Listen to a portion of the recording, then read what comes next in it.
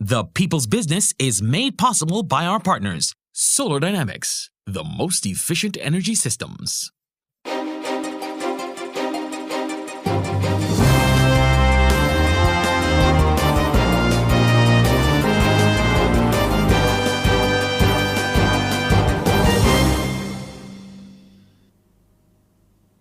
A pleasant good night to you. I'm Shane Seeley and welcome to another edition of The People's Business. And as I said last week, there was so much good news and good information coming out of that panel.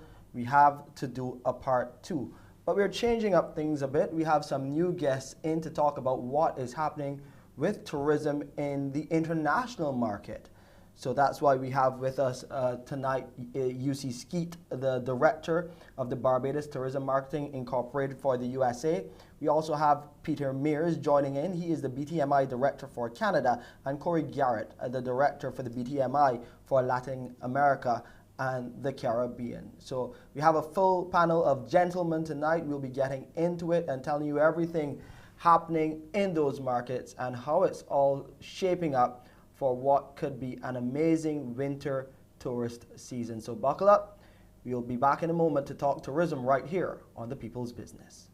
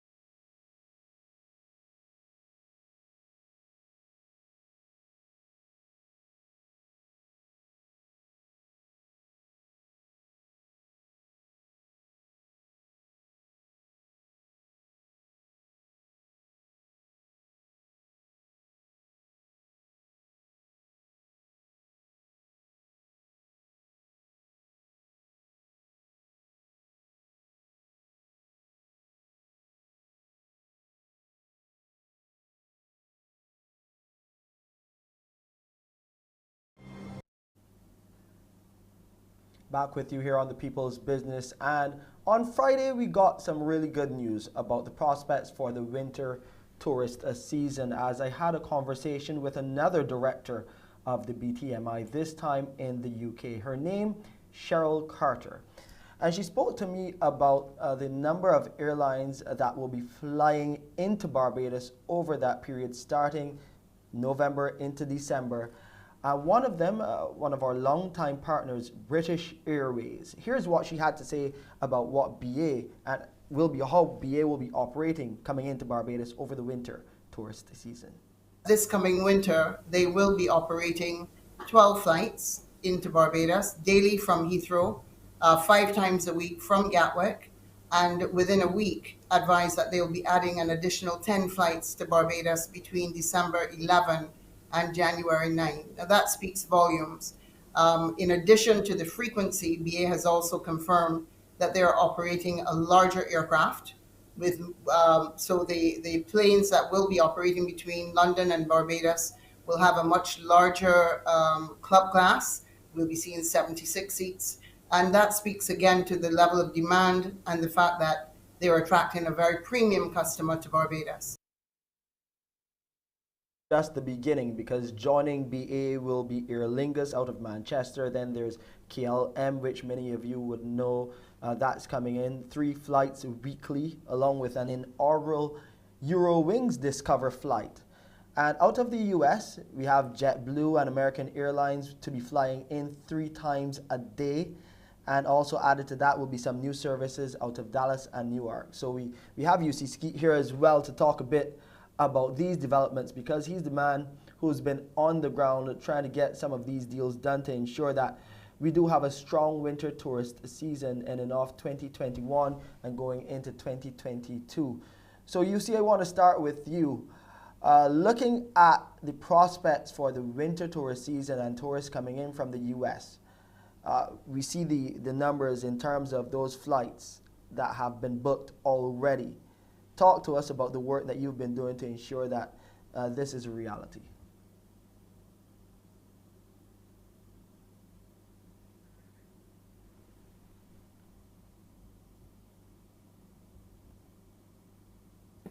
Good evening, Sean. How are you doing? I'm good. I'm good. I'm good. How are you doing? Great. So it's really good to be here this evening to share about all the exciting things happening in the US market. We've been very fortunate to have confidence from our airline partners in Barbados as a destination. And of course, given the pent-up demand that currently exists among American travelers, over the past couple months, we've really been working extremely hard to ensure that we position Barbados top of mind for travelers here across the US and as a preferred destination for travelers across the US as well. And as you alluded to earlier, we have JetBlue and American Airlines servicing 5 gateways currently, which would be New York, JFK, Newark in New Jersey, Boston, Massachusetts, Charlotte, North Carolina, as well as Miami. And these gateways all offer seamless connections. So one of the things that we've been very focused on was ensuring that our trade partners are ready and willing to go to sell Barbados as a destination. We did an extensive amount of training with them. We've actually just concluded our roadshow series across the Northeast, where we visited Boston, Connecticut, New York City, Long Island, and New Jersey to really equip our trade partners with the relevant knowledge to make sure that they're selling Barbados and that they have a full understanding of the unique attributes that Barbados offers and why Barbados should be the choice for their clients. And that allowed us to invite our partners from on the island to actually come up here in the US. And we also brought a taste of Barbados on that road show as well. So it was really about giving persons an immersive experience into Barbados, but ensuring that the locals were a part of that experience. We welcome our local partners and we were able to share Barbados with our key trade partners. Additionally, we've been very focused on our consumer marketing as well, ensuring that consumers understand the Barbados value proposition and that they themselves see Barbados as a viable option. And so we've done some out-of-home campaigns, some digital campaigns. We've leveraged our strategic partnerships with some of our key partners, our radio advertising, as well as print and TV advertising across the US, because the focus really is ensuring that one, travelers understand why Barbados, they understand how to get to Barbados, and then of course, all the things that they can do once they arrive on the island, because it's essential that we don't just get them to the island, but that they understand what's available to them, because the whole idea is making sure that we're not just driving arrivals, but that is complemented with revenue and spend on the ground as well. So we've been very aggressive over the last year in terms of our outreach, and we look forward to a great winter season. You made some interesting points there that I want to come back to, but before we get to that, convincing the story that you've been selling of Barbados, making sure that we get those arrivals and that they have things to do here, that they can spend some money. Let's go over to Peter first to find out what's happening in Canada in terms of the arrivals coming into Barbados for the winter tourist season. Hi, good evening, Shane, and certainly good evening, viewers. Shane, you're right. The recent narrative relative to travel from Canada has changed in a favorable way. You would recall as far back as March 2020, the Canadian government discouraged non-essential travel, and that certainly had a deleterious impact on arrivals to all Caribbean regions. But most recently, that discouragement has been lifted to the extent now that we are seeing Canadians looking more favorably at leisure travel. And it's reflected in what we're seeing in the bookings. Certainly Air Canada and WestJet, our two airline partners, both are back with us for the winter season. WestJet actually will commence a week on Friday, the 12th of November. And Air Canada's vote of confidence in the destination is particularly noteworthy because the capacity that they're offering us this year, for instance, out of Montreal, is about 25% above that from 2019, pre-COVID. So I think that alone is a tremendous vote of confidence in the destination, and certainly we're looking to capitalize on that. As it relates to the gateways, obviously Toronto being the primary point, but the seamless connections behind the gateways are something that we are really monitoring as well and trying to capitalize on. So for instance, when we look out west in Calgary, Vancouver, Winnipeg, and then even as it relates to a region like Ottawa, who, for instance, can travel both, persons out of Ottawa can travel both out of Toronto and out of Montreal. So there's a tremendous opportunity, we think, for this winter season. Eusi mentioned the phrase pent-up demand, and we are certainly seeing it north of the border as well, where some of our partners are literally encouraging clients to pick up the pace of booking. They're seeing reduced inventories in some destinations and wanted to ensure that Canadians who really were deprived of a winter holiday last winter, simply because all flights to the Caribbean and Mexico were suspended from February 2021 through May. So the demand is definitely there, and the sentiment for travel out of Canada is far more favorable now than it was this time perhaps last year. And that's great news. And that's why I think Corey would have the hardest job in terms of Latin America and the Caribbean region, because in terms of travel, we already know the restrictions in terms of the price points. I know that there's been a big push for Latin America as well. Corey, what can you tell us as far as updates go about travel to Barbados from Latin America and the region? Well, good evening, everyone. And obviously, I'm going to start a bit closer to home in regards to the Caribbean region. The Caribbean region, ironically enough, has the most carriers currently in the air right now. We're currently serviced by Air Antilles, Liat, Caribbean Airlines into Caribbean. And of course, we're expecting some service shortly out of Suriname. And we're actually quite finished up some discussions with Fly Always Airline. So we have about 5 air carriers in the region right now currently operating, and that's been doing us quite well. As you alluded to, the Caribbean, very similar to Barbados, is obviously being faced with some challenges in regards to the pandemic. So what we are obviously hoping to do, and what we're about to do right now, is just to reinsert Barbados, so to speak, into those markets, those key markets like Trinidad, Guyana, which have opened back up and which have pretty much high vaccination rates, so those Caribbean persons can start traveling once again. So it's starting off a bit slow, obviously, a bit of a rebuilding that we are doing here in the Caribbean region. But with the support of the carriers that we already have and who have continued to provide us service during this period in time, we look to future months when that Caribbean region, of course, can resustain or rebuild to where it formerly was before the pandemic. Moving over to Latin America, currently before the pandemic, as you will know, we had the service out of Panama City by Copa Airlines, who were a very good partner. We are expecting them to restart in January of 2022. So although we won't meet the immediate winter season, we're hoping, of course, to supply some visitors towards the total count towards the end or the back end of that particular season. The service will resume gratefully with a larger aircraft. We're getting an upgrade to the aircraft, so that will provide us just about 15% more seats into the market. And our intention is, of course, is to fill all of these seats to really rebound that Latin American market. That market in particular has great potential. Just before the pandemic, we were seeing great interest out of Mexico, Chile. Of course, we had Brazil and Argentina, but they, of course, have been affected with the pandemic and some other issues. So we're looking, of course, to just maintain where we are right now, keep ourselves visible, and as soon as that airlift restarts, really ramp things up for the Latin American market.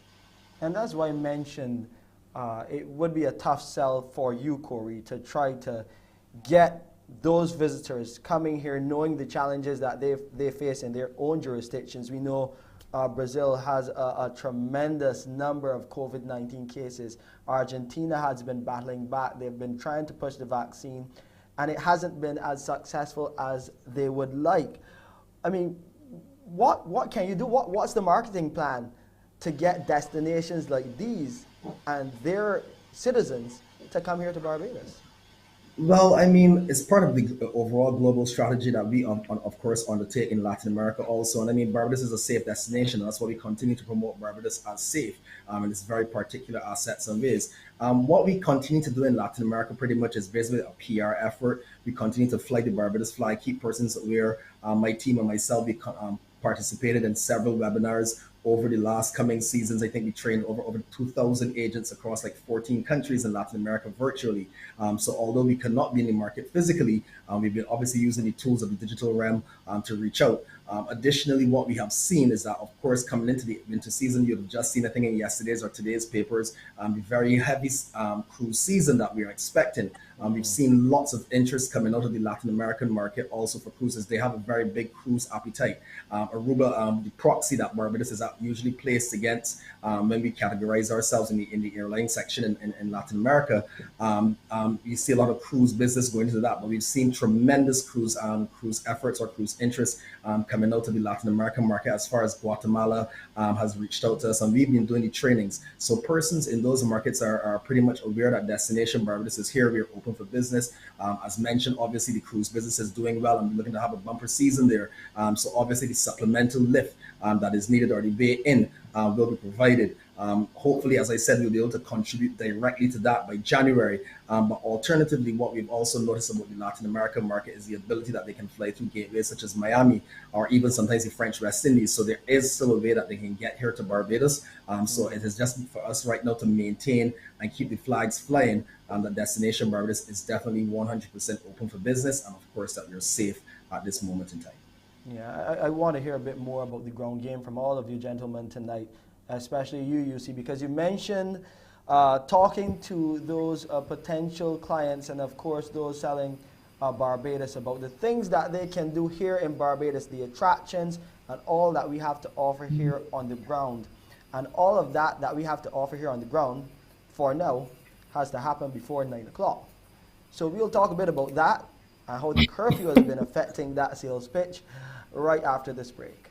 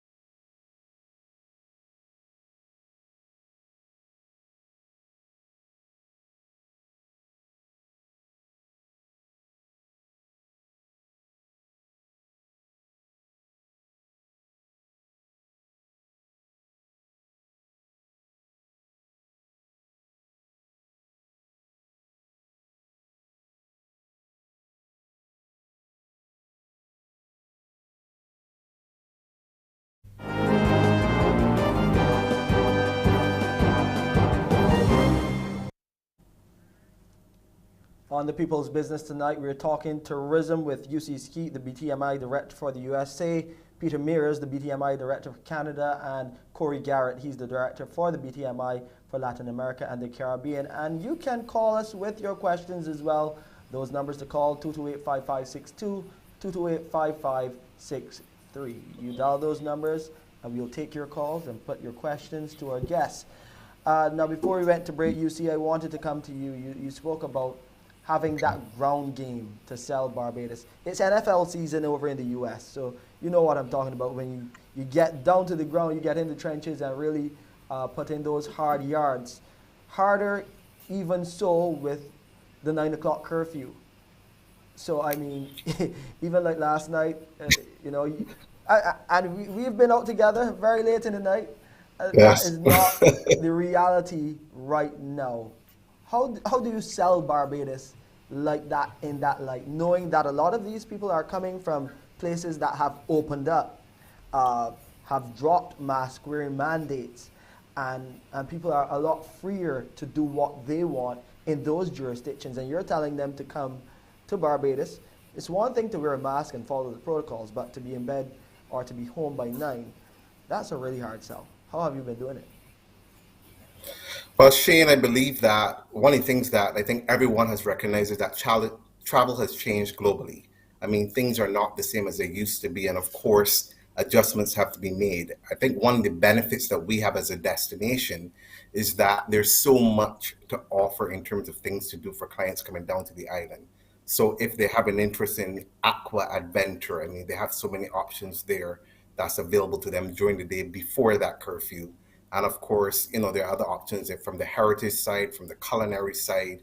I mean, there really are a significant amount of things that we ensure that travelers understand. So if they want to be if they want to learn to dive on the island, or catamaran cruise where they swim with the turtles, or go to Harson's Cave and have that experience. These are things that they can do throughout the day before the curfew. And I think we recognize that, yes, people do want that vibrant nightlife. They want to go to a restaurant late at night and be able to enjoy a great dinner, maybe some drinks after, and then probably end up with some dancing. But the reality is that people recognize and understand, especially in the region, that we still have to balance between lives and livelihood. And I think right now, I am optimistic that things will start to make a change in a positive light as it relates to the pandemic on the island, and then that can lead to more opportunities for persons to be able to be out beyond that 9 p.m. curfew. But I think right now the key thing is ensuring that travelers understand that beyond the nightlife, that there is still a lot more to do on the island. But I believe that based on the engagements and the interactions that we've had with our partners and with consumers in general, I think right now travelers are looking for immersive experiences, yes, but they also recognize that it's also an opportunity to reconnect. So we're seeing like a lot of multi-generational families that are traveling. So it's about how do we curate and share experiences with them that they understand that they can still enjoy the totality of the island, even in the current circumstances, while we as a destination continue to work towards getting to a place where the curfew would be a thing of the past and things are back to normalcy. But the reality is that persons understand that things aren't the same. I mean, travel is certainly not the same. It's changed tremendously, but it really gives us an opportunity as well to ensure that they understand what's available currently to them under the current circumstances.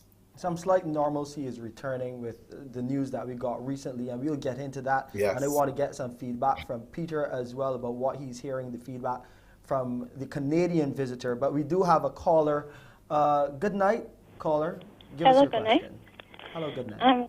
I'm calling because I would like to ask the panel if we can market Barbados as a special needs friendly destination. Like, for example, picture if you were a deaf person and you want to travel and you go around stores and no one is answering you because they don't know how to communicate in sign language. Could it be a possibility that our tourism sector can petition the government to, like, for instance, Kill Shepherd, whereas 20 of their employees can learn how to do sign language, and then we get that on a national scale, whereas businesses can employ people who know how to do sign language, so that we can add that to our marketing for tourism. Can we do that?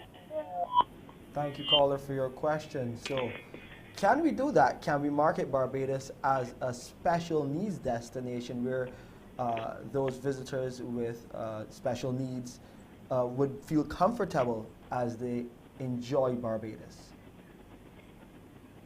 And anyone can take that. You go ahead, Eusi. Okay, I think Shane, and I think it's a great question from the caller.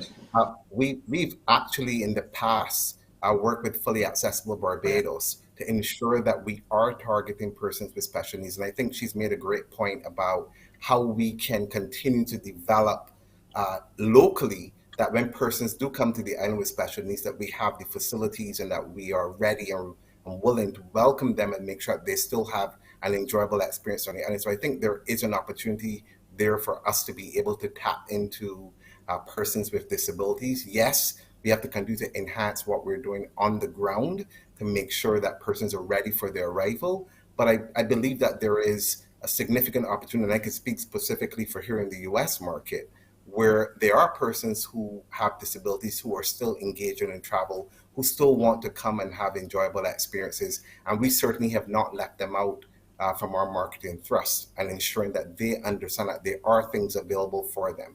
I mean, we've seen our hotel partners work very hard to ensure that they have rooms that are now fully accessible for persons who might be immobile or who might be requiring a wheelchair, etc. And that is something that is a new and welcome development, that a lot more hotels are making sure that they're providing access. And I know we still have a way to go, but I believe that we have not took our eyes off the mark as it relates to ensuring that persons with disabilities can come to the island, and that we continue to enhance what we're doing to make it ready. So I fully support the idea of ensuring persons are more trained from a sign language perspective. I support the idea that persons are trained to be sensitive, because sometimes every disability is not something that you can see with the naked eye. So it's also about being able to understand that there are some disabilities that we might not be able to automatically be able to spot it, but that we recognize and know how to manage these situations when they do arise. Peter, I want to come to you now, because that feedback that you've been getting from visitors about the curfew, what have you been hearing? What have they been telling you? Are they asking, when will it be removed? What are you hearing? Well, Shane, I think Canadians are just thankful that they can travel. Eusi made the point earlier that travel has changed, the world has changed, and there is a genuine appreciation for that, even as persons research travel options and understand the various protocols in destination and whatnot. And Canadians, while concerned about it, it certainly doesn't appear at this stage to be a deal breaker. Again, not being able to get a winter escape between the months of February and April for Canadians earlier this year, you can appreciate that for them, getting into a destination is really the key thing. And then they pretty much align according to the protocols. Even the carriers here, recognizing, for instance, PCR testing to return to Canada. Only last week, Air Canada would have announced that they will now be selling portable self-administered COVID-19 kits, where potential passengers can purchase the kit prior to leaving Canada, and it makes their experience in destination so much easier to return to Canada. So I think all the partners are adjusting to meet the changing landscape that COVID has occasioned. And for Canadians at the moment, while a 9 o'clock curfew might appear a bit tricky, I think there's an understanding as well that for the moment it is a necessary thing for Barbados, and they seem quite willing to comply with that.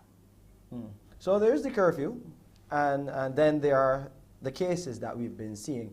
I'm pretty sure that all of you would have seen the daily dashboards. Recently we've had plus 300, plus 400 even for a couple days in a row, and mainly around that mark, triple-digit cases in a small population like Barbados. You spoke about deal breakers, Peter, and I'll give all three of you a chance to speak about the experience in each market. But are the partners, your partners working with you on the ground, when they hear these numbers, what are they telling you? Is that a deal breaker? Not at the moment, because from a Canadian standpoint, again, the one benefit that we have is the genuine desire for southbound travel. And I'll give an example, perhaps relative to the snowboard community, who, for instance, would frequent Florida during the winter periods. I mean, we've launched a campaign geared at trying to attract them as well. And even in understanding the fluid nature of COVID, the idea of rising cases, though disturbing, yes, again, is not necessarily a deal breaker. One of the things that the Ministry of Health and Wellness has done is certainly to communicate the situation in Barbados and do it in a way that has not in any way moved persons away from feeling that Barbados is undesirable or something to that effect. So we still benefit from knowing that the demand is there, and also the fact that the facilities on the ground, should anything go wrong, are also there to cater to visitors. So in that regard, we are still very pleased with what we're seeing. And obviously, we continue to ensure that the messaging to our partners is there so that they too understand and they can relay that to their clients and potential clients as well. And we do it with the trade as well. Eusi talked, for instance, about his roadshow last week. We are about to embark on a webinar series here. We're not fully in person yet, still very much a hybrid model in terms of the trade interaction, some in person, some virtual. But one of the things that we will be talking about is what we would call walking persons through the Barbados experience now in a COVID environment, and understanding what the conditions are on the ground, and trying to understand as well what clients are looking for, feeding that information back into our product arm and the Ministry of Health and Wellness as well, such that together we can create the best possible experience for potential visitors.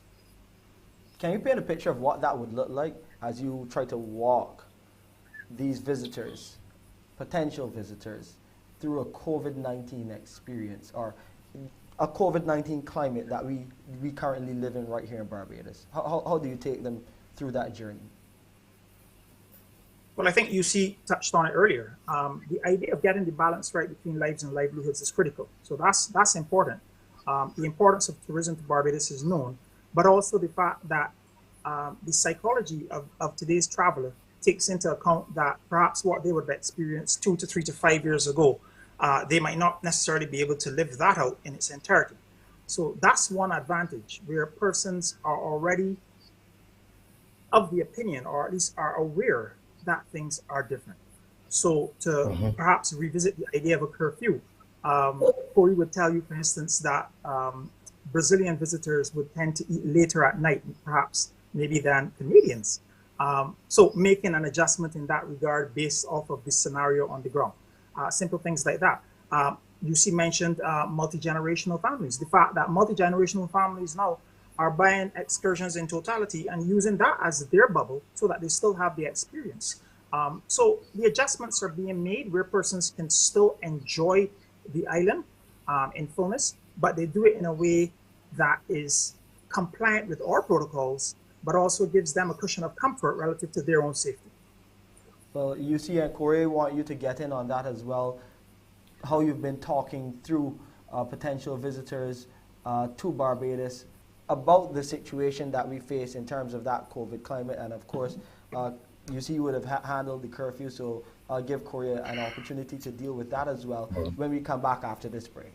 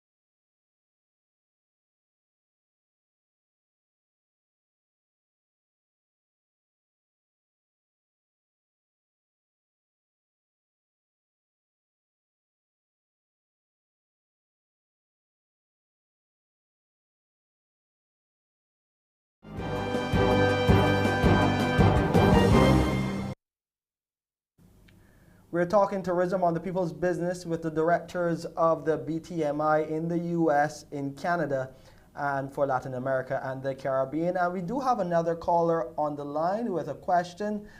Good night, caller. What is your question? Yeah, good night.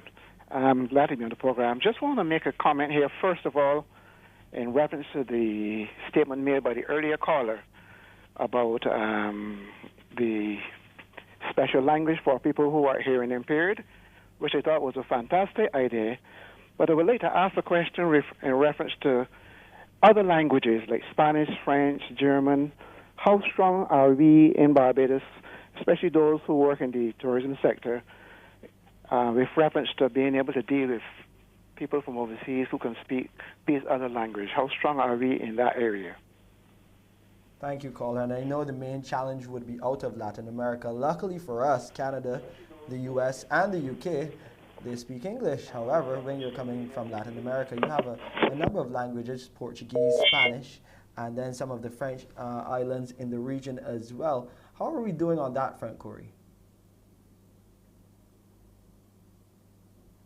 Quebec, so Peter doesn't necessarily get away totally, but definitely a great question. And as the first caller was mentioning, it was in the back of my mind that we should extend Eusi's answer to also speak to the entire translations. And as you mentioned, Dutch, Portuguese, Spanish, etc., coming out of Latin America.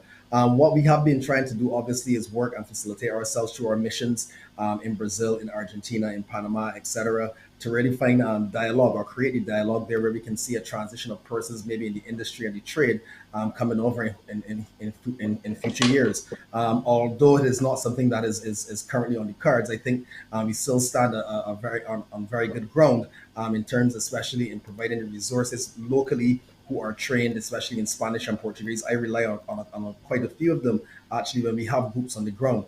So it is not that there's a complete black hole or void.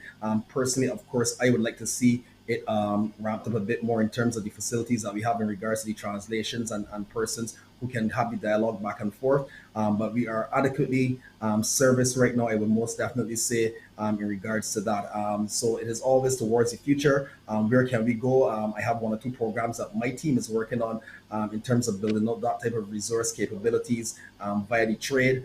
So we hope, obviously, coming with the restart, that we can get those types of projects off the ground to supplement already what is existent in the market here in Barbados.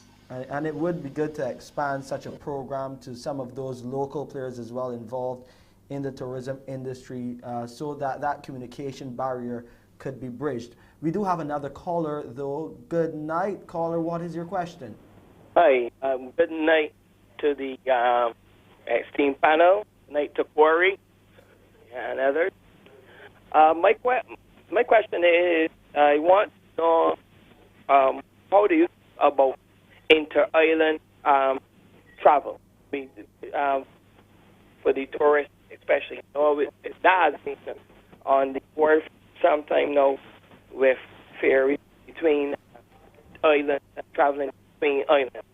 Do you see that as another way that we can force our tourist industry? Thank you, caller. Well, I guess that question is once again. That ferry system. Is it dead in the water, or is it more of a reality to Well, anything right now, as I said, any idea or project, I definitely won't shoot down. What I will say is that I know many discussions have been had regarding the ferry system. I was actually in one just a couple of weeks ago, very ad hoc, very sidebar. But I think it's a very excellent idea once we can provide a service, the profitable service between Barbados and the other islands. As I mentioned before, however, the Caribbean region currently is serviced by 6 carriers, more than any other market. So in regards to the airlift, we have a full complement there, and then we're of course looking to the expanding of routes and the increasing of frequencies in coming months as we get past or we move through the entire next couple of phases of this entire pandemic. So the ferry system, it's not something I can personally say is in front of me right now, but I have heard discussions. I think it's a very interesting concept and idea. I do know, of course, there's a ferry that operated in St. Vincent. It does some back and forth travel, currently mainly carrying produce, etc., on a weekly basis. So the shipping network is, of course, established. And then, of course, I do know there was 1 or 2 that were operating in, I think, in St. Lucia or in one of those further northern islands. So it is not impossible. I think it's a discussion that we ought to have. So we definitely look forward to the future with including that, because once it's bringing people in by any means and how, definitely in these islands, I am interested. So definitely a great idea and something that we definitely should keep an eye on moving forward. Eusi and Peter, in terms of the visitor profile, are we seeing more people opting for a long stay, or is it short stay, like those 7-day 10-day stays that we're seeing in terms of what visitors are opting for right now, of course, in the context of the pandemic? Well, I think in the context of the pandemic, especially for the US now, and I think in the past, traditionally, persons thought, a US traveler will come for probably 3 to 5 nights. We've seen that extend from 7 to 10 nights. And now, since we launched the Barbados Welcome Stamp, I think the US was extremely strong in delivering visitors around the Barbados Welcome Stamp program who came to the island for an extended period of time. So I think it has certainly worked to the benefit of the US traveler who had the time away from work, who were working remotely, to come down and actually spend a lot more time on the island. One of the things that we are seeing, however, is that persons now have seen more value in the time that they actually take off. So we're seeing a lot of US travelers now who are capitalizing on the opportunity to not just come for a quick stay, but they actually want to just come and rejuvenate and, discover something new and actually take advantage of the fact that now there seems to be a level of normalcy returning from the travel landscape here in the US. So we're not seeing it as short stays as in the past. We're seeing persons are willing to stay a little longer on the island to discover more. I think one of the things that the pandemic has done is it has really made people appreciate, the whole idea of travel and the travel experience and taking time for themselves. Because as I think is no secret, Shane, persons in the US tend to always be on the go. Yep. But right now we're seeing that we've seen a lot of workers in the US, for example, who've opted to slow things down. The US now is having challenges in terms of their workforce because a lot of persons have decided that personal time is so important to them. And we are certainly capitalizing on that current climate to make sure that persons see Barbados as a viable choice. And that is through the strategic partnerships that we have. That is through targeting specific sectors. So for example, we know for quite some time, especially in the technology field, there are a lot of persons whose companies allow them to work remotely. So we capitalize on looking at how we can partner with some of these companies to come in to share Barbados with their employees, doing it virtually, creating special packages with our local partners that will be attractive to these persons to come down to the island. So it's really about making sure that we target people where they're at, understanding what their interests are, and then showing that Barbados is a viable option based on their interests and that they can extend their time in Barbados and enjoy all that the island has to offer. And that has been working for us. So that is something that we will continue to do. We will continue to tap into the partnerships that we have currently and build new partnerships as well to ensure that there's continuity beyond winter, but that we also can in the spring and in the summer next year, that we really are ahead of the curve in removing the seasonality of our business out of the US market and ensuring that the market continues to grow in a sustainable way. Peter, is that the same vibe that you're experiencing over in Canada with probably those people who are working remotely opting for a bit longer stays here in Barbados? Absolutely. I mean, traditionally 7 to 10 nights. We're starting to see some extensions. We have some folk, for instance, who have already determined that they'll be in Barbados for a month in January, February. Remote working, not part of the welcome stamp, but certainly still being able to work remotely and to take a month away from the winter weather. So definitely it is a trend.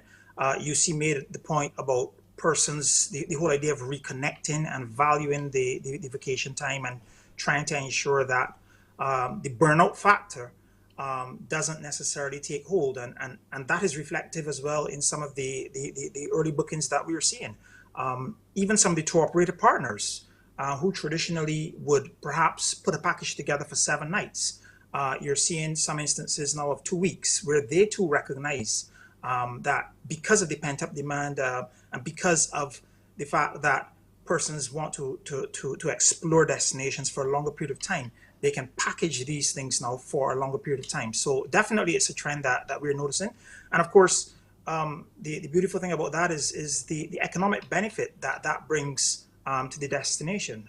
That is really where I think we want to focus. Eusi talked about seasonality. It's a thing to do with the Canadian market, where the November to April period it's almost like a feast and famine situation where the winter months we're exceedingly strong, and then and not just Barbados, but the sun destinations tend to ease off a bit in the May to September period, and certainly this has given an opportunity now to sort of relook that and see how we can perhaps have a bit more of a flat trajectory relative to how our arrivals shape from this market.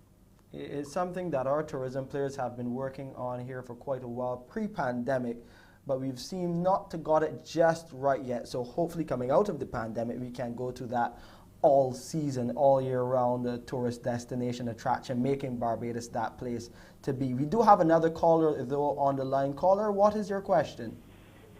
Hi, good evening. I was on earlier. I had one more question for Corey or the other contact character. I want to know also about have they ever considered targeting also the Italian market? Because I know that's a very strong market there, and Europeans are going to spend a lot in the island. And as far as food and Corey there should be familiar with some of the Italian culture. So I want to know from you all how we going to handle that, or if you think about going forward in the future, Corey, heading in that area with the Italians, target the big names like Air Italia, Lufthansa, and other big players out there. And in the economy, and perhaps be able to even boost the tourism economy also with oysters, and you have pottery here. Because we have to look to find to put the engines of tourism going forward after COVID pandemic at full bound. Well, it would be good to have Cheryl here to help answer that, because I know one of the airlines she did mention was Eurowings Discover, which is a leisure brand coming out of that market very, very soon. But Corey, apparently, some tales on the school, you know a lot about Italy. I know Lucera, a friend of mine, she was doing her, sorry, Corey, a friend of mine was doing her own marketing, trying to get groups of people to come to see Barbados out of Italy. She lives in Rome, and she was doing her part as, of course, a Bajan ambassador living there. So what can you tell us, if anything, Corey, about working on that Italian market?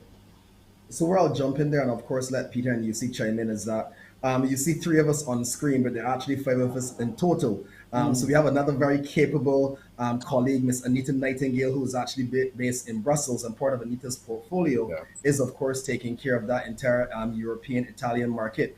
Just 2 weeks ago, of course, we'd have the successful landing, or the successful inaugural, or should I even say the return after 83 years of the KLM aircraft. So that of course connects, of course, out of Amsterdam and gives us that connections, more connections out of Europe. As Charlotte have mentioned, of course, you have the Eurowings service. We have had Lufthansa service in the past, and even Condor.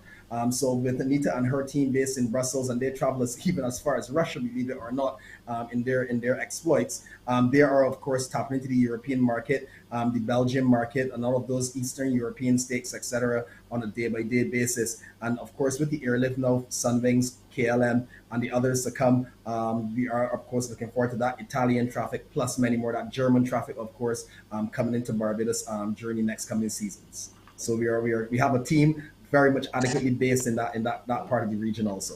I love how the directors work together. Let's take a quick pause and come back and talk a bit more about tourism here on The People's Business.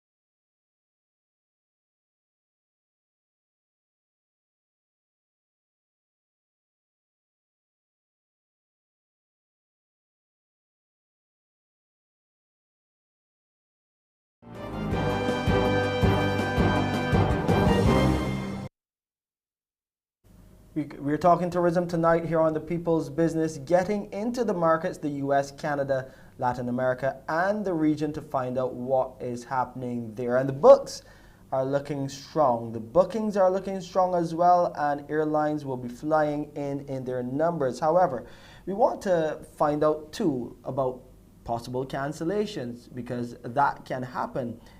These are perspectives and projected numbers. And we are hoping that they hold true. I know all you gentlemen are very optimistic about what the 2021-2022 winter tour season holds. But are you hearing about any possible cancellations because of, as I said, the curfew and the current COVID climate? Let's start with you, Eusi. Thanks, Shane. I think for us here in the market, and I think from our airline partners as well, the confidence still is there in the destination, and as a result, we're not hearing of a significant amount of cancellations right now, and we're hoping that that remains true throughout winter and into 2022. One of the other things I would want to understand is that typically in the past as well, there was a lot more persons who were booking way in advance. And we are seeing people booking in advance for the winter season, which is showing us that it's going to be a strong winter. But there's also a significant amount of persons who are making those last minute decisions. There's a much shorter booking window now as well. So I think the efforts that we've been doing here on the ground to make sure that we're positioning Barbados in the right way, to make sure that Barbados becomes that choice for customers, I think that will also ensure that there is continuous demand for the destination, that even if there are some cancellations, that we have done the work to make sure that those persons who are making the last minute decisions, that they choose Barbados. I think that is the thing that's imperative for us, that when they look at all of the options that are available to them, and I can tell you, Shane, there's so many options available to persons now globally as the rest of the world has begun to open. But our focus has been ensuring that when persons have to make that choice, that Barbados is that choice. And that is something that we have been doing throughout the entire pandemic, and we continue to do it now. Here in the US, persons are out again. We're doing in-person events and activities again. But even before that fully started, we looked at how do we engage persons in the outdoor settings. So like when we did Greenwich Polo, when we did the city tennis and the partnership with the city tennis, in Washington, D.C. We do the Truth and Service Classic as well. It's like, how do we reach people where they're at? Because I think once persons have that connection and they recognize that Barbados is a viable option, then we have already completed half the task. So it's just about closing the sale. And that's something that we've been doing. So even if there is the possibility of cancellations because persons might, not be necessarily comfortable if things aren't going the way that they hoped, I think the work that we've been doing here on the ground to make sure that we capture not just the persons who are making the long-term plans, but the persons who are making decisions in a much shorter booking window, I think that will redound certainly to our benefit as well in the US. And you mentioned earlier about new service, and I would want to highlight the new service coming out of Dulles, Washington, and Newark. That is a really big opportunity for the destination. So once again, tapping into new customers and making sure that they understand the value proposition. So I remain optimistic, like you mentioned, Shane, and I just look forward to making sure that we continue to do the work, and it's not just us, what we're doing here in the market, but I think even at home, I think Barbadians recognize the value of tourism for the country, and they too have been very much working towards being able to build and sustain our industry. Once these numbers hold true, I think you mentioned having that partnership with hotels here on the ground so that we have the accommodation ready for this influx of travelers coming from these source markets. What have those conversations been like? I think it's really been some great conversations. And like I shared earlier, we actually had some of our hoteliers who flew up to the US for the roadshow so that they themselves can engage. I think our partners recognize the value of the travelers who are coming down. They understand what their expectations are. We're in continuous dialogue with our partners. and they're working collaboratively with us to ensure that they're offering the things that meets the travelers' needs. So we've developed packages with them. We've looked at how we can curate some experiences beyond the hotel accommodation. And I think that is something that I am really, really happy about, is that it's not just about selling a hotel room, right? But our partners will be looking to see how can we match some tours and some experiences with these programmings for clients coming down.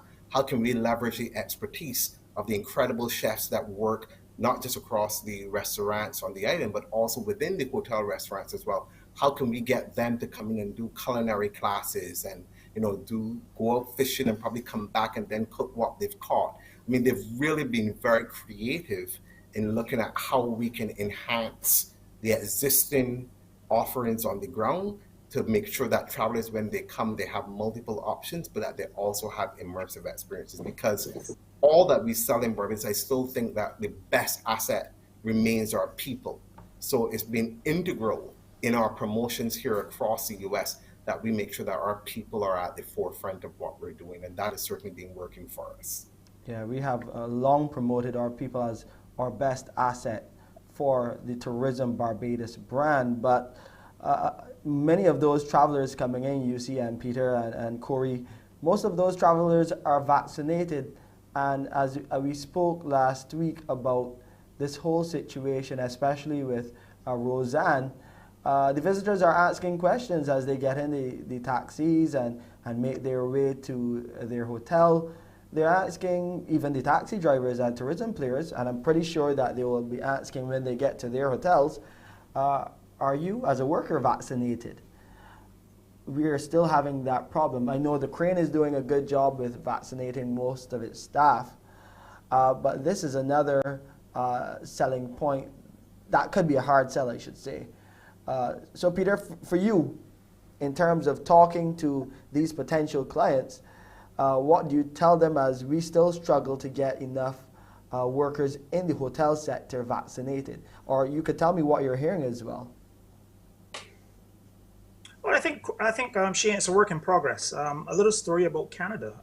Certainly in the early days, Canada did struggle as well in terms of to raise its fully vaccinated rate, mainly due to lack of access of vaccines at the time.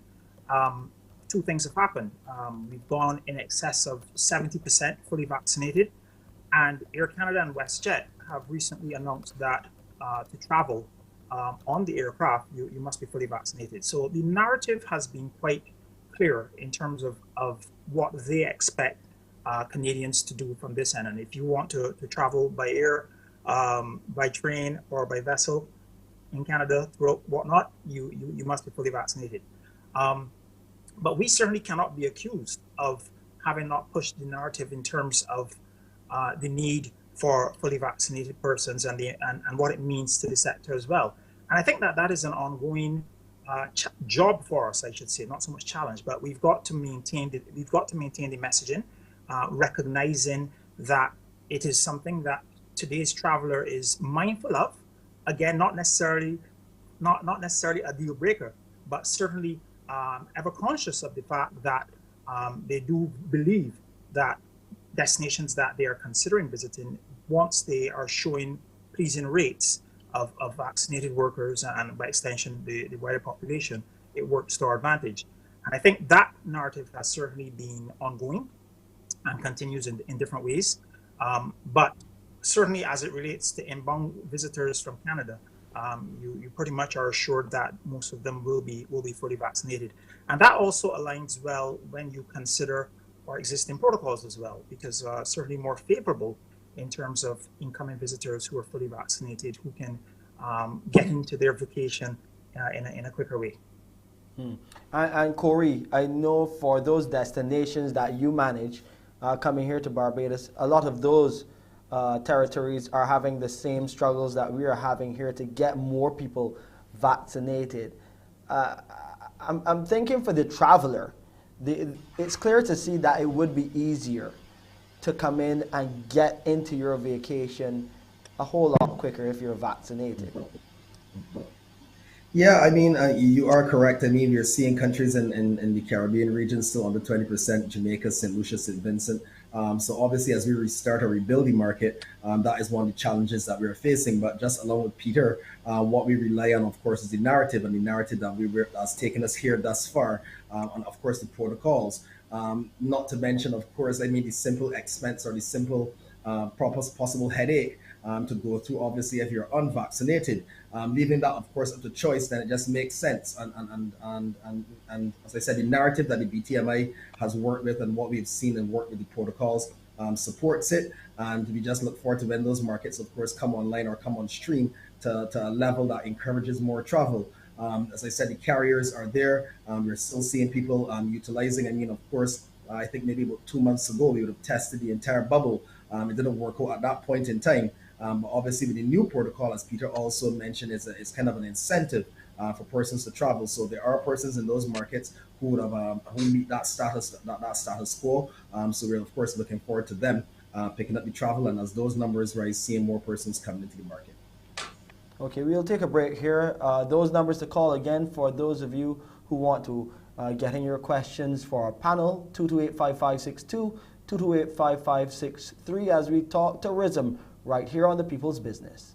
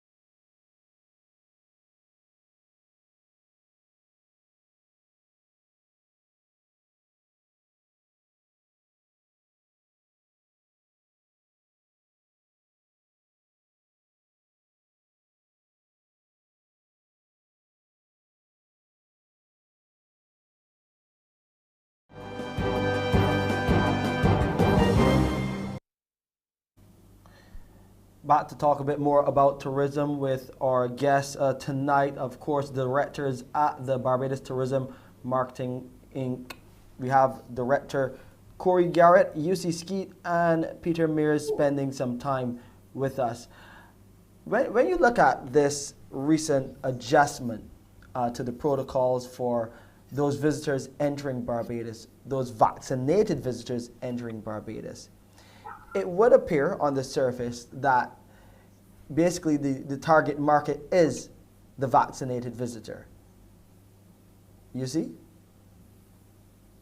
Absolutely, Shane. I think for us, one of the things that we've seen, especially with the recent changes that you just mentioned, there's been a very commendable amount of enthusiasm about the new protocols in terms of vaccinated travelers. But what I will want to highlight is one of the things that we still do is make sure that they understand what the protocols are on the island prior to departing the US. They understand what is required to enter the island as well. But they are looking very favorably on the new opportunities for vaccinated travelers. We recognize that persons who within the source market that has been vaccinated, that they themselves recognize that there's still a measure of responsibility that they have once they arrive on the island. So they're just happy that they can get out and experience the island sooner, but they're still cognizant of what the rules are on the island as it relates to traveling to Barbados as a vaccinated traveler. There are some travelers who might be unvaccinated who don't have who still have to quarantine, but those individuals as well, in many instances, if they are traveling to the island, they're coming for a much longer period of time. And we've seen advisors ensure that they've factored that into the vacation time that the persons are staying. So they might be coming for 2 weeks or 3 weeks, in some cases a month, which then allows them to be able to spend the time in quarantine, retest, and then go out and enjoy the island. So I think for us, yes, the vaccinated traveler is the one that we're seeing most frequently traveling to the island right now out of the US. there still are some unvaccinated travelers, but their agents, and even when they're booking themselves, they've been factoring in the quarantine time for unvaccinated travelers. And I think the world over, and the US has just made some changes as well for persons who are traveling into the US. So even then, I think there's a reality now for Americans traveling back home that they know if you are a vaccinated traveler, you can get your return test 3 days prior.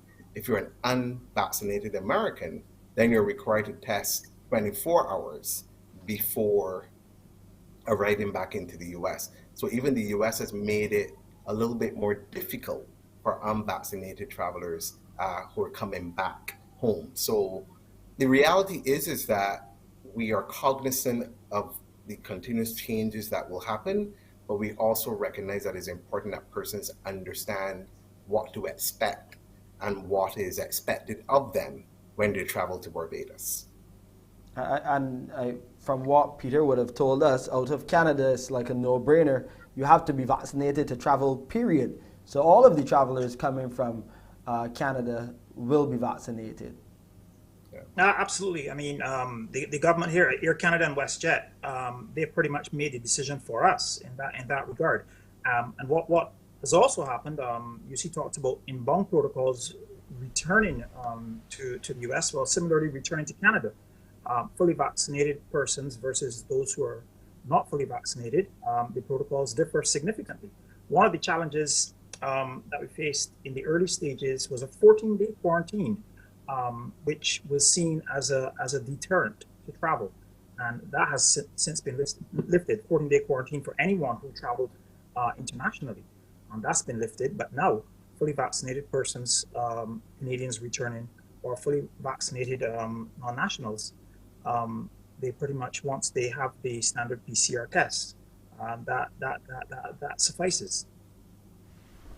We do have another caller on the line with a question. Caller, good night. Welcome to the People's Business. Let's hear your question. Thank you. I don't have a question. I just want to add an activity to the tourism package.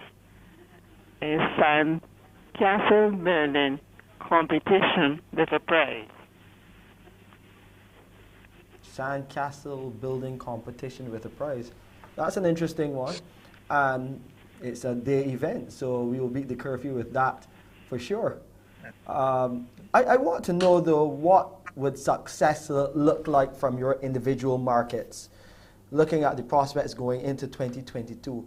Of course, we need those tourism dollars to get the economy, the wheels of the economy turning again, and to basically grow economic activity here and get more jobs, get more people employed on the ground again. So many people would have lost their jobs in the early days of the pandemic and would have still been out of work for quite a while as hotels try to, pick back up the pace and get people to fill those rooms. And the three of you, along with the other two directors, have been doing a great job of getting those prospective numbers here. So Eusi, I'll start with you and then go to Canada and then come back closer to home with Latin America and the Caribbean. Eusi, what would success look like for you coming out of the US market? Thanks, Shane. For me, success is being able to deliver those travelers, defend the existing airlift that we have from the 5 gateways, being able to also grow that airlift back to the 2019 levels. And I'm happy, for example, I think one of the successes that I'm very happy about is in December, we're going to see American Airlines returning to a 3 times a day service out of Miami. That is great news. Charlotte is going back to a daily service in December as well. So right now we're already seeing some successes, which I'm very happy about. I think the team has been working really hard. And the reality is for me as well is how do we also grow and expand to new markets as well. So looking into 2022 is about creating the demand now for new markets behind the gateway. And one of those markets, for example, is the DMV area, which is DC, Maryland, Virginia. And being able to grow that market is something that we've been very focused on to be able to get a nonstop service out of that area. And it's not just about getting the service for the short term, but it's about how do we continue to make sure that this becomes a long-term consistent service. And that's one of the areas that we continue to focus on. So it's not about just putting an aircraft in an area, it's making sure that we are doing the work to create the demand, that the airlines themselves, that it becomes a no-brainer for them to put a nonstop service on that route. So for us, success is driving the visitor arrivals, defending the existing airlift, growing it, and then expanding into new gateways as well. It's also about trying to increase the spend on the island. That's an area, Shane, that's very, very important to me. Yes, I want travelers to come to Barbados, but I also want them to come and spend on the island, whether it's the culinary options, the tours and attractions, whether they're buying something from a local craftsman. It is really about helping them to understand the impact that they can make when they travel to Barbados. So that really is an area that I'm committed to making sure that when our trade partners are selling it to their clients, that they're going beyond a flight and a hotel, but they're doing a lot more additional activities for their clients. And then also for clients who are going directly, that we're making sure they're aware of what is available for them so that we can increase the spend on the island from these travelers. Seeing more and more travel agent partners sell Barbados is also another win and another success for us as well. And then the strategic partnerships, if we can expand our strategic partnerships, Shane, and you would have been privy to the partnership we've had with the Brooklyn Nets for quite some time, being able to expand those partnerships. And also, and I think this is most important, is when we do have these strategic partnerships, that yes, is about driving business to the destination, but also that it must create opportunities as well for Barbadians, like we have done with the Brooklyn Nets partnerships, to come out and showcase their respective talents and to create opportunities for them as well. So for me, the success has to be holistic, and that is something that we're working very hard towards. Before we get to what success would look like out of Canada and hear Peter's story on that, let's go to the phone lines. We have another caller. Caller, good night. What's your question? Hello, good night. I have another question.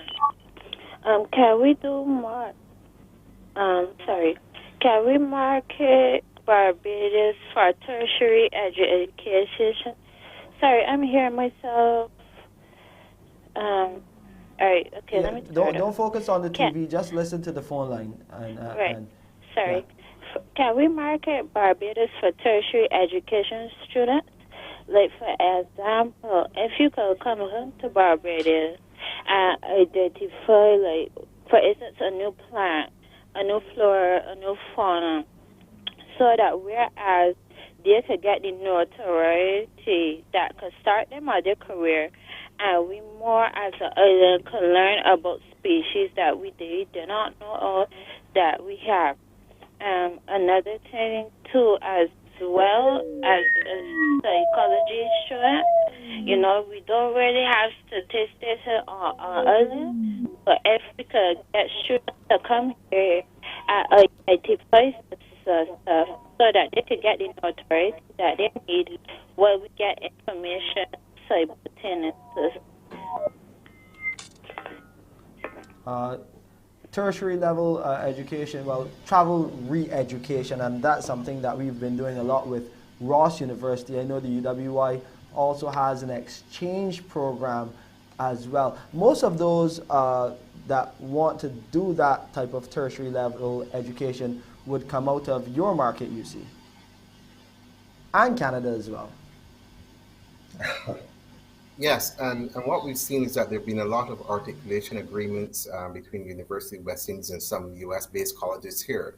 But one of the things that we have also been doing, and I think education is a great point, so thanks to the caller for that, is looking at how do we work with some of the universities and colleges here, that their professors can come in and collaborate with persons in different specialty areas on the ground and expose their students to the island. So it might not have necessarily been something where they come for an entire year, but some of these programs are summer intensive programs. Some of them are very short, broad projects and programs that they work with. And we are speaking to the universities to make sure that they see, especially when we look at sustainability, that is one that has been very strong. The whole protection of the reefs and the turtle nesting project, that's an area that persons have been very much interested in bringing their students to explore what we have been doing as a destination. So we continue to engage a lot of the universities and colleges to make sure that there is either an articulation agreement or collaboration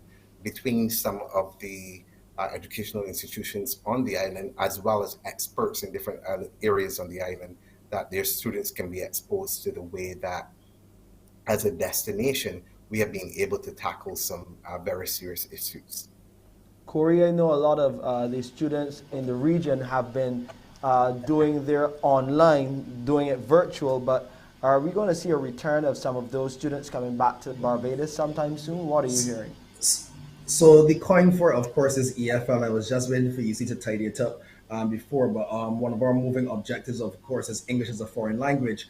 So for those students in the French West Indies, of course, we're looking towards Latin America, where we have the Spanish and, of course, the Portuguese markets that we'll be going into very soon. That remains one of our targets or one of our missions to create that opportunity where you can have English as a foreign language. And as I mentioned before, my vision and part of the talks that we've also been having will be placement of persons specifically within the trade, within the hotel organizations, within the product of Barbados. So there's somebody there on hand to speak the relevant language, Spanish, French, Dutch, Portuguese, whatever the case may be.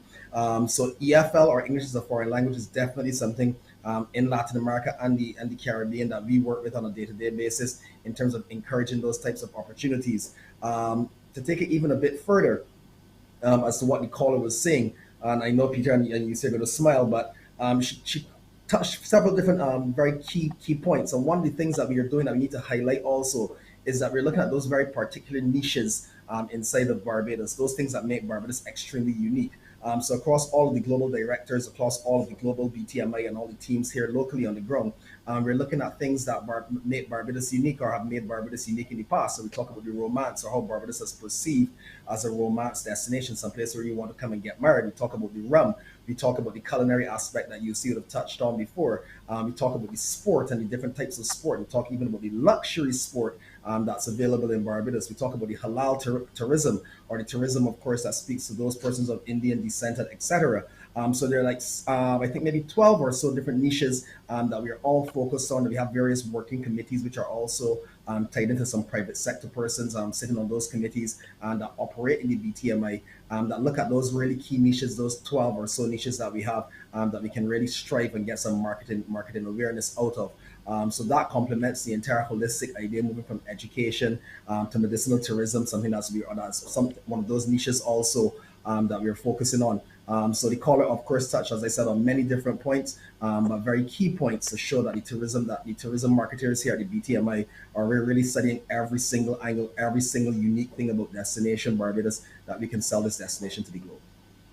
Well, let's quickly go to commercial. We'll come back and wrap up our conversations with what success looks like coming out of the winter tourist season for 2021 going into 2022.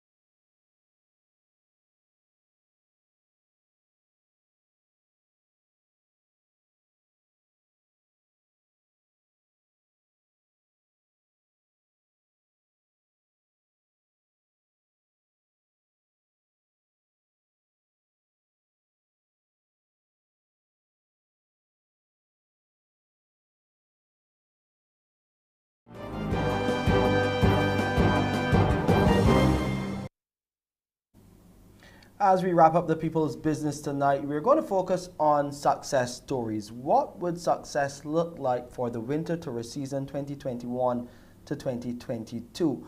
Eusi would have chimed in already and given his version of a U.S. success story. Let's hear from you first, Corey. I mean, it will be difficult immediately. As you said, you're looking more to January, early next year. But what would success look like coming out of Latin America and the Caribbean going into the new year? Well, I always, of course, like to start close to home or start close to our brothers and sisters. So what I'm happy to report is that we are actually seeing a bit of success already.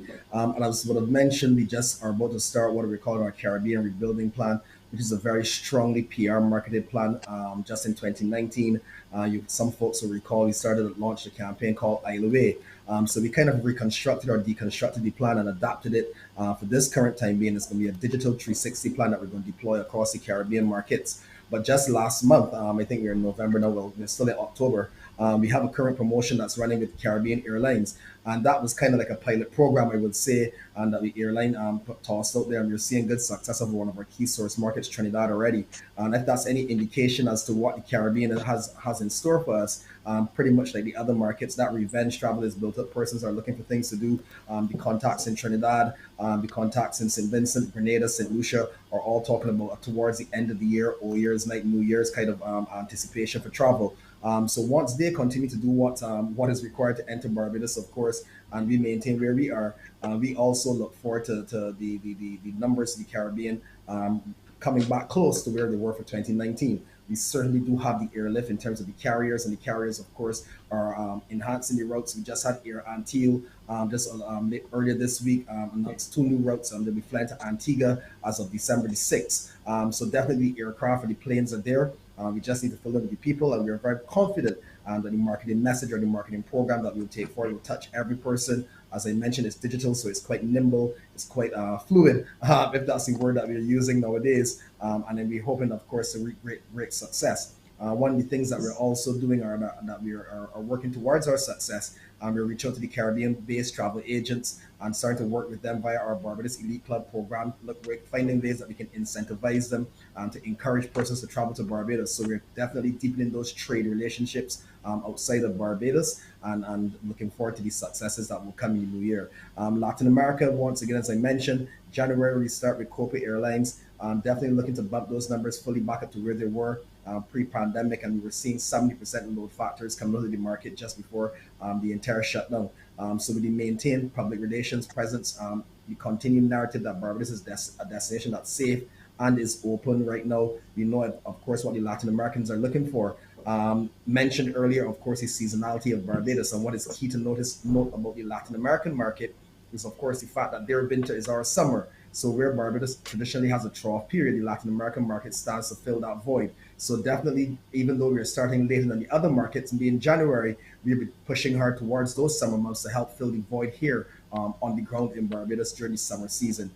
So lots of potential, lots of great marketing plans and maintain PR activity, supplemented, of course, by that regeneration or interest in the cruise from that Latin American continent. I think we're going to be gearing up for a very good season in 2022, starting from January in regards to that particular market.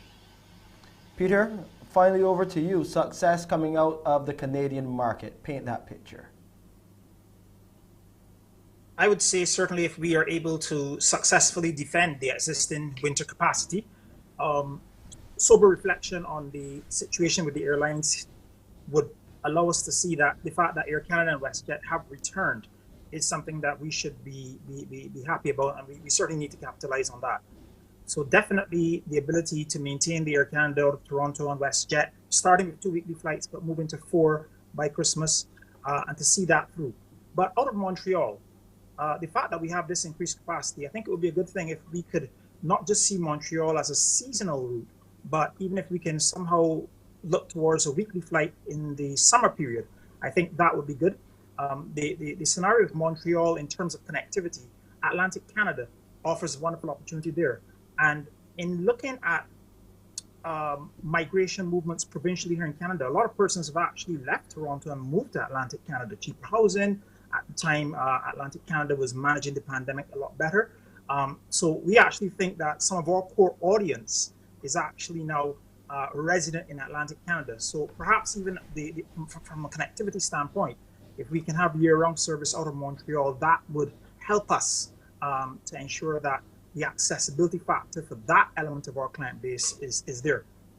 I'd also want to mention our ability to establish our partnerships with some like-minded brands and personalities. We are in talks with Canadian gold medal winner Damian Warner, who, if all goes to plan, should be in Barbados in November. Damian's dad is Barbadian, and it's going to be certainly a chance for him to reconnect. But Damian is looking for a warm weather destination for training camp in February and March, and Barbados is top of the list at the moment. If we can pull that off, and Damian can have his come along component with him, that'll be a nice project for a number of reasons, because he will bring in his coaching staff, and we see an opportunity for his coaching staff to perhaps interact with some of our coaches on the ground. The knowledge transfer in those areas is always wonderful. And that's one of the examples where we've sort of worked with a personality like-minded, and who perhaps can allow us to tap into his audience. Indeed. And he can see benefits for having the relationship with Barbados. And then, of course, our audience profile. Certainly a younger demographic. I would certainly be happy if we could see increased visitation in the younger demographic. We certainly do well with the older Canadians, but building out the younger demographic is something that we've started to work on. And certainly, given their hunger and thirst for travel right now, we think there's an opportunity for us to capitalize on that. And we do think that we have the product offering that meets their needs as well. Well, the prospects are good, and it was wonderful speaking to all of you directors in each of your markets. You've been doing some great work, and we're really looking for a bright and crispy, as one of my friends used to say, winter tourist season, and just looking forward to people coming back to Barbados and enjoying everything we have to offer. Unfortunately, we're out of time. I know there's still so much to talk about related to tourism. Of course, we thank our guests from the BTMI for coming on, and thank you for viewing. Of course, you stay safe. Until next time, I'm Shane Seeley, and that's this edition of The People's Business.